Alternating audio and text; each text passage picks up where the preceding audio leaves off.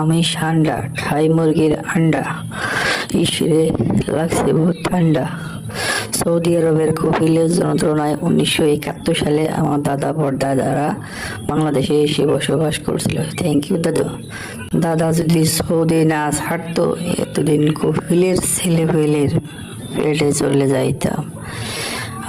সবুজ শ্যামল বাংলাদেশে খুব রিল্যাক্সে আছি, না আছি কফিলের যন্ত্রণায়, না আছি মরুভূমির যন্ত্রণায়। আহা কি আনন্দ আকাশে বাতাসে।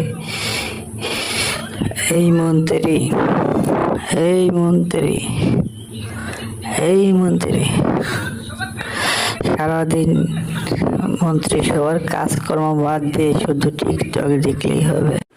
না হুজুর, নেট দুনিয়া তো পুরাই ঠান্ডাময়, মোবাইল খুললেই শুধু আপনার ছবি।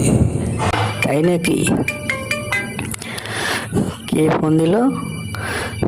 71 টিভি ইন্টারভিউ দিতে হইব? বাহ, ভালোই তো। আচ্ছা ঠিক আছে, আবার কে ফোন দিল? যমুনা টিভি ইন্টারভিউ দিতে হইব? আপনি চ্যানেলে ইন্টারভিউ দিতে হইব? আচ্ছা ঠিক আছে। হ্যালো, কে ফোন দিল? না, আমি আপনার চ্যানেলে ইন্টারভিউ দিতে পারবো না, ব্যস্ত আছি। এ তো ফোনের উপরে ফোন আসছে।